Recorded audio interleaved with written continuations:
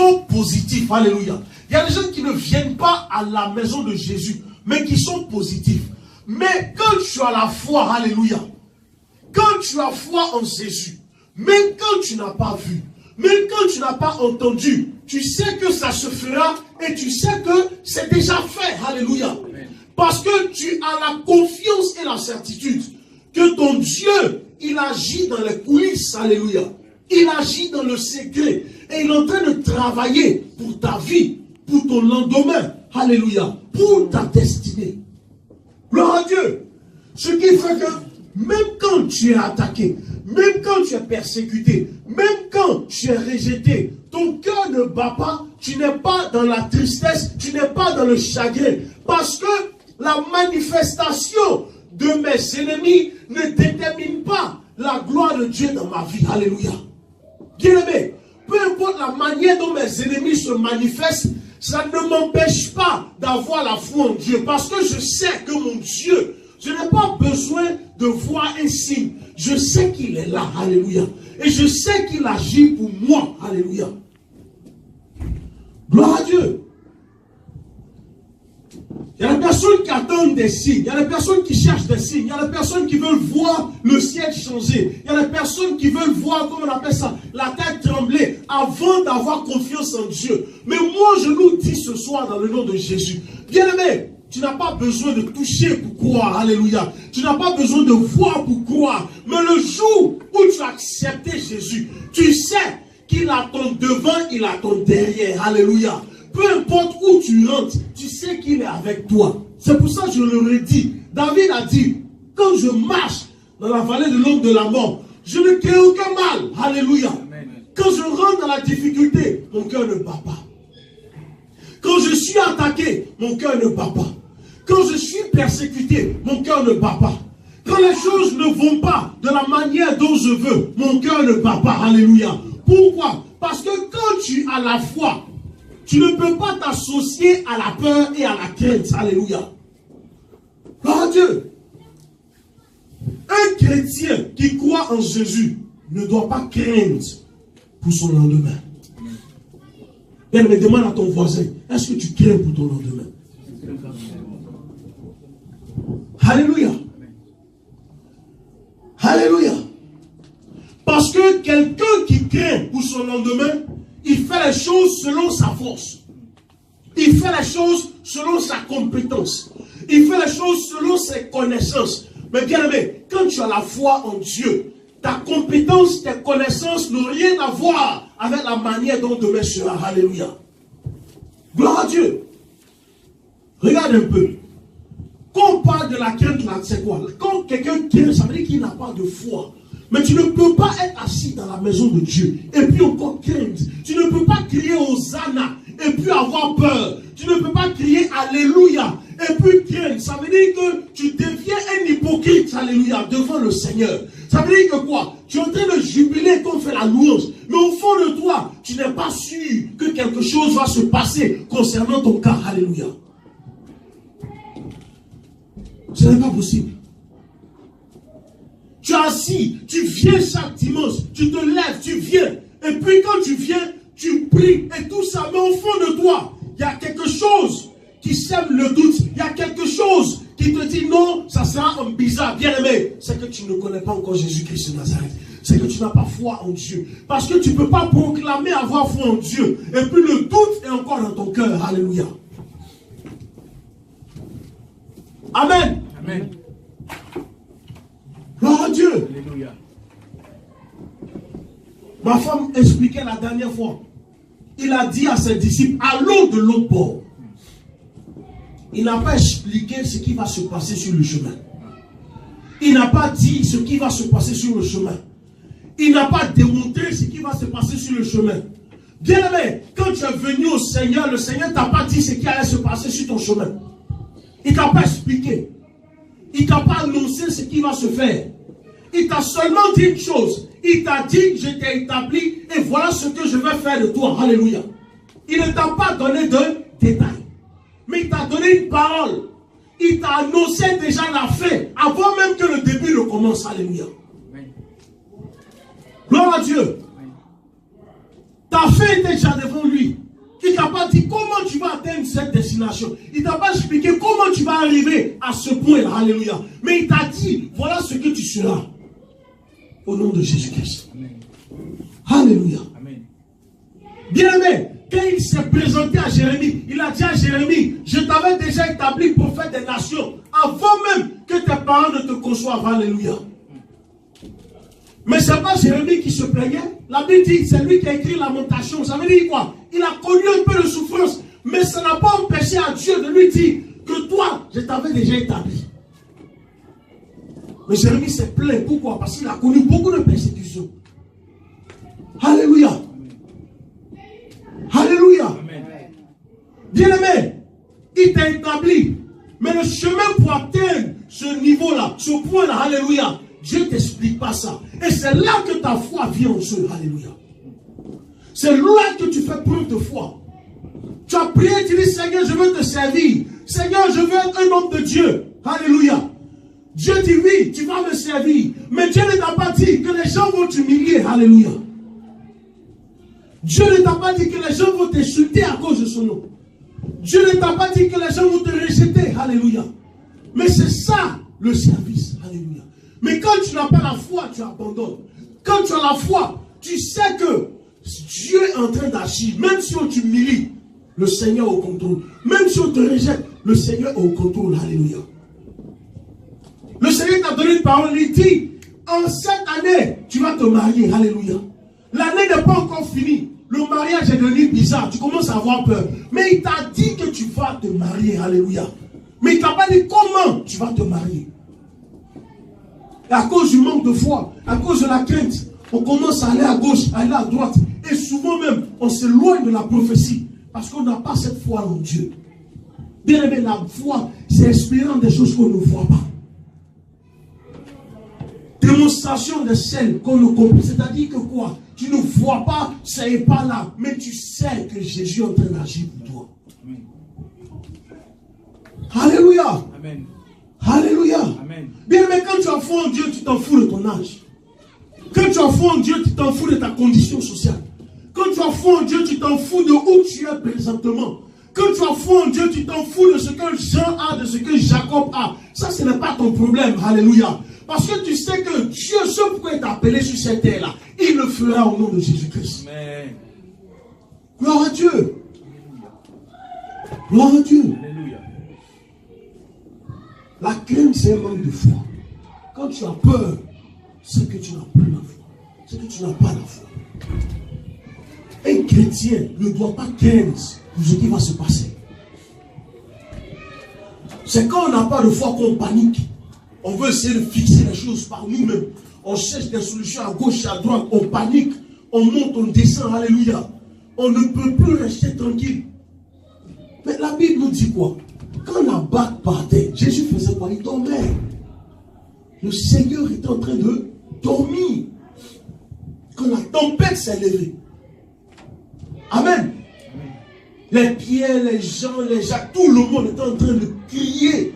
On va périr, on va mourir. C'est notre fin. Tu sais, la Bible est claire. La Bible dit qu'ils ont pris une barque. Je ne sais pas, moi je viens d'une région lagunaire. Quand on dit une barque, c'est petit, c'est pas gros. Alléluia. Donc il y a des gros bateaux, il y a des barques. La barque, elle est petite.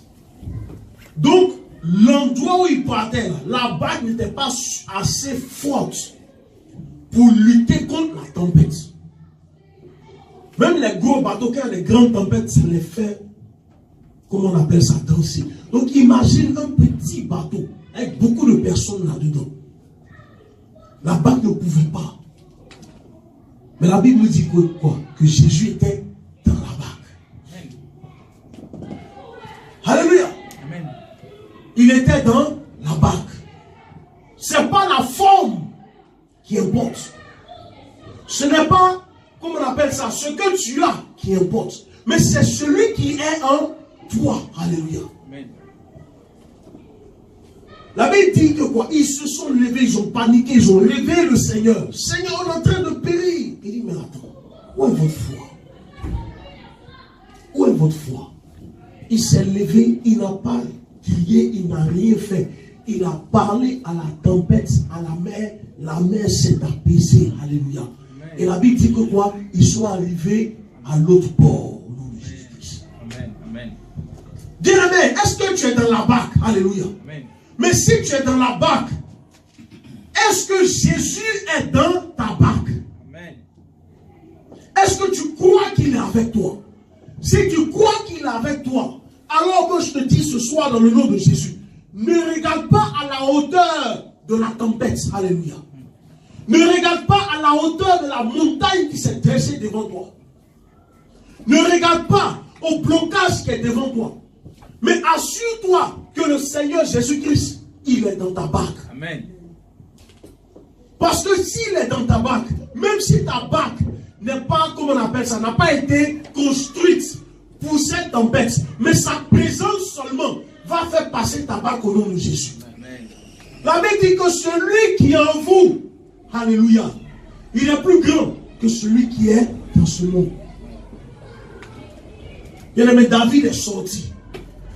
David regarde Goliath. Il dit, oh, ça c'est un plaisantin. La Bible dit quoi? La Bible dit dans Romains chapitre 10, verset 17 quoi? La foi vient de ce que l'on entend. Et ce que l'on entend vient de quoi? Vient de la parole de Dieu. Donc ça veut dire que quoi? Quand je médite la parole de Dieu, je m'imprègne de la personne de Jésus-Christ de Nazareth. Je connais son histoire, je connais sa vie, je connais ses merveilles, je connais ses miracles, alléluia. Maintenant, quand il y a quelque chose devant moi, la foi, elle marche comme un computer, alléluia. Tu vois, dans le computer, il y a ce qu'on appelle la mémoire RAM, alléluia. Donc, ça garde les choses pour les réutiliser. Donc, ma foi est comme une mémoire en moi. Et quand il y a une difficulté devant moi, ma foi utilise la donnée qu'il faut pour lutter contre cette difficulté-là. Voilà pourquoi quand tu as la foi, peu importe ce qui est devant toi, ton cœur ne bat pas. Parce que la Bible dit quoi? C'est un problème financier.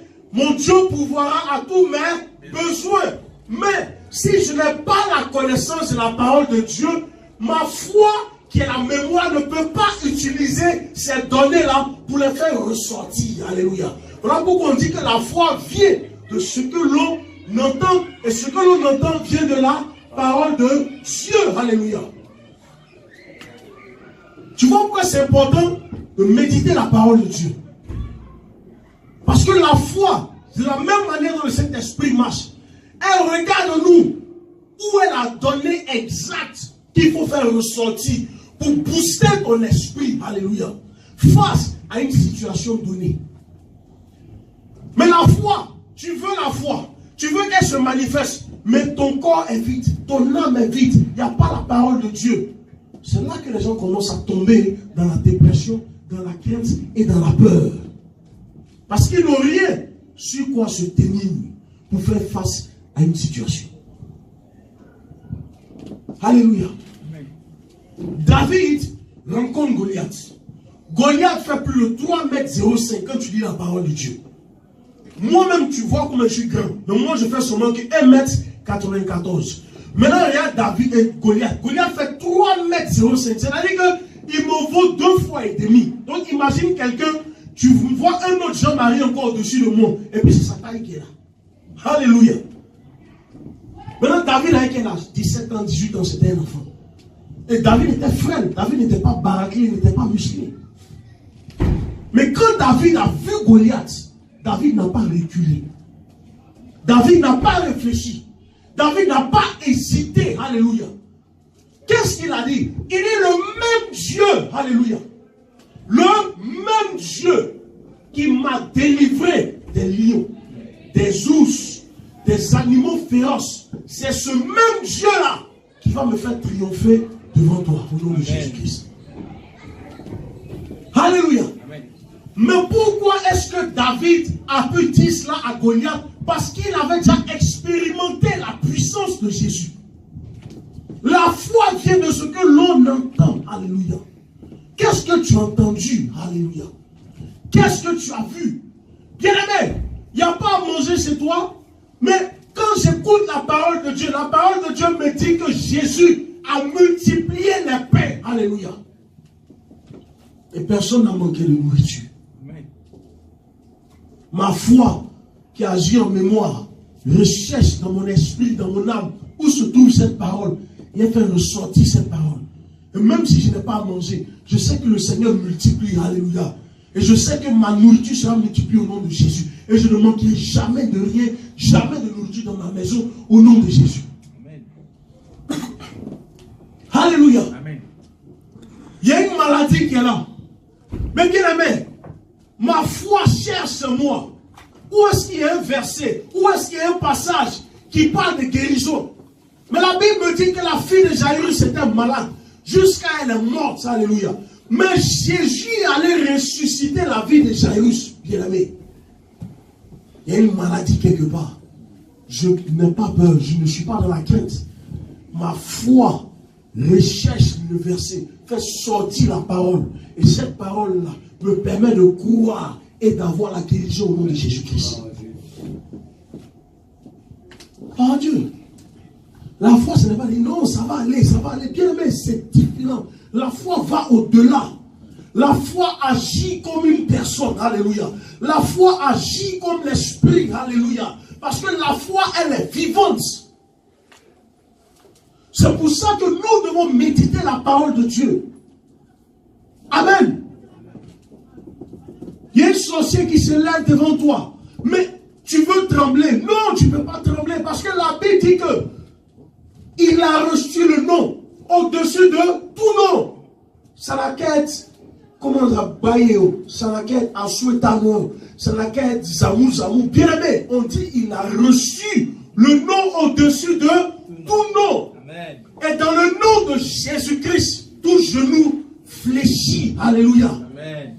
Bien aimé, mais ma foi regarde en mon esprit et dans mon âme. Et la foi voit que je connais cette parole.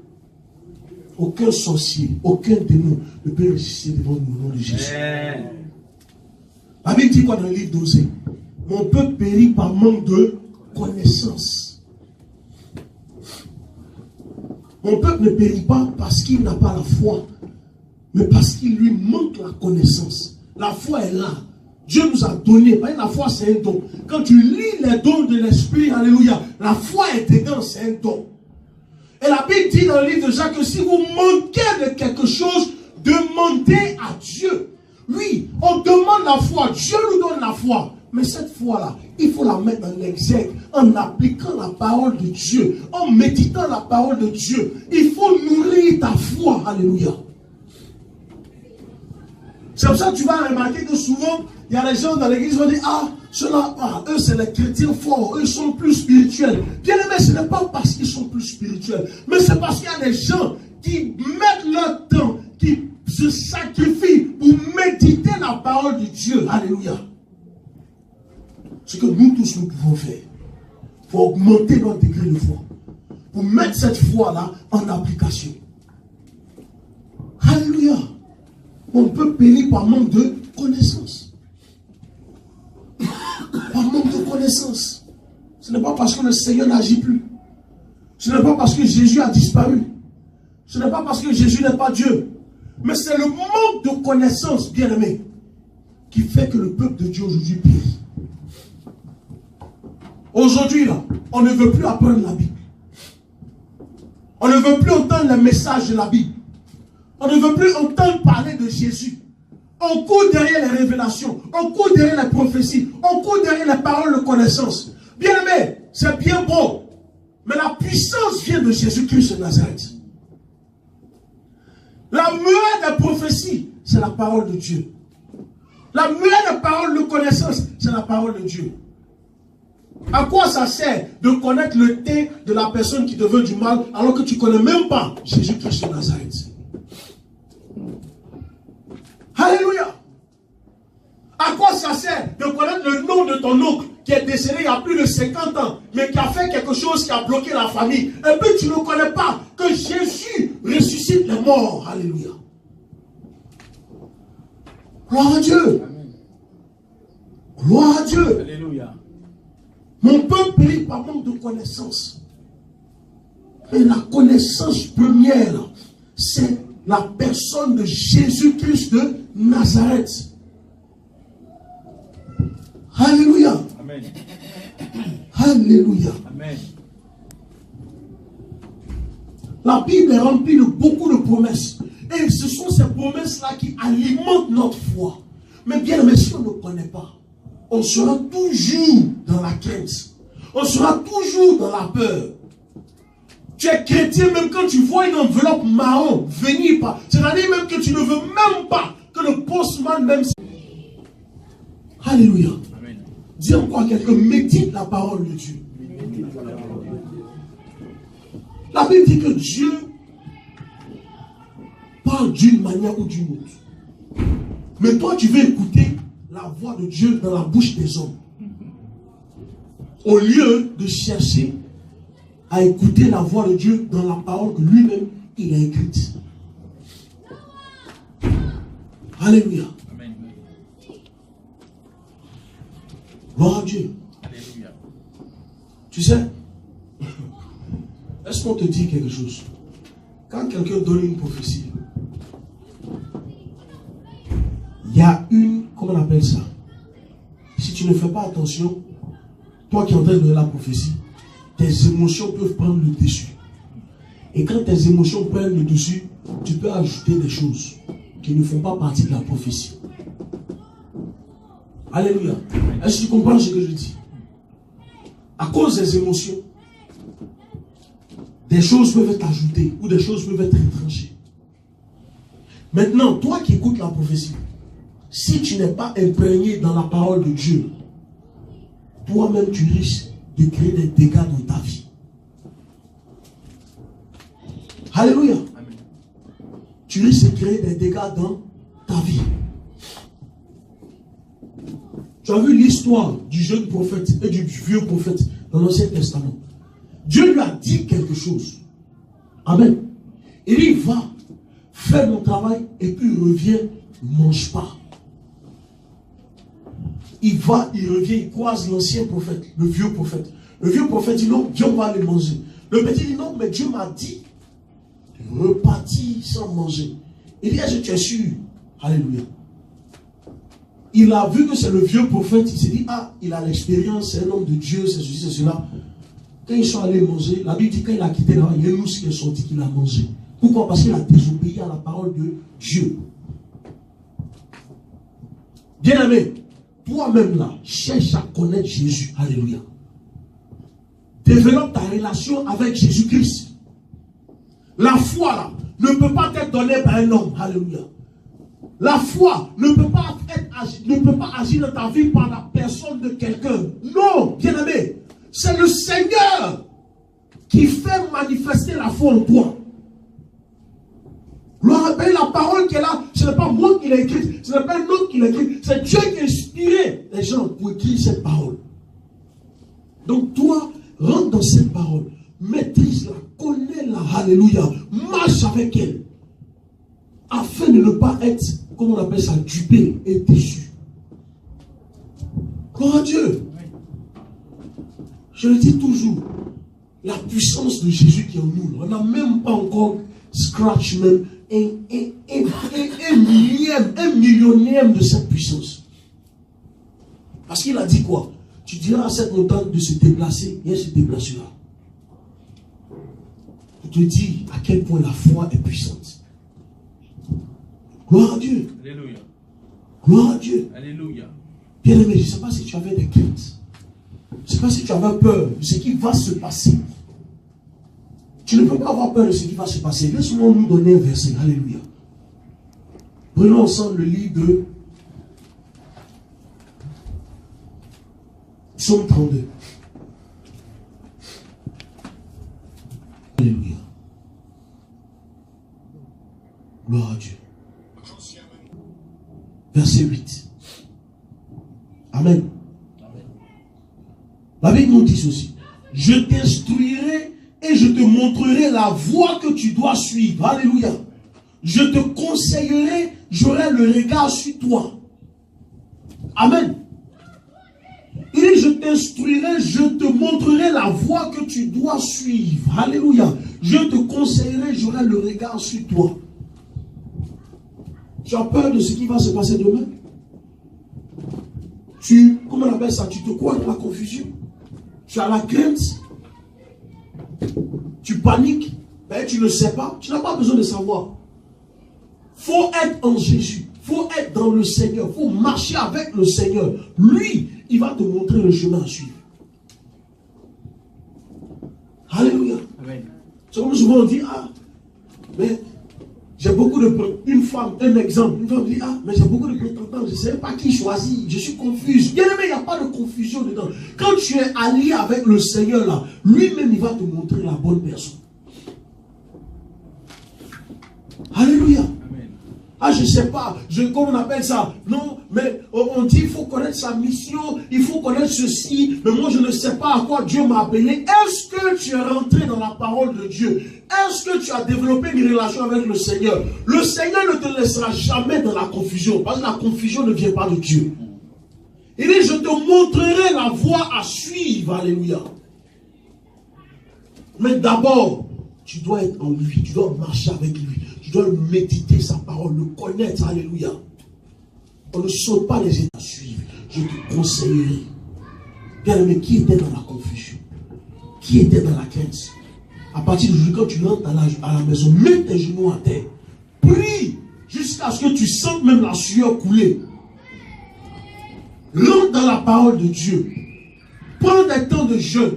Dieu va te répondre au nom de Jésus-Christ. Parce que notre Dieu n'est pas un Dieu de confusion. Alléluia. Amen. Efface la crainte par la foi. Développe la foi qui est en toi. En 2019. Ce n'est pas quelqu'un qui va faire ça pour toi. Ce n'est pas l'homme de Dieu qui détermine ta foi. Alléluia. De la même manière que le salut est personnel, c'est de cette même manière que nous devons travailler aussi de manière personnelle sur notre relation avec le Seigneur. Je le dis et je le redis.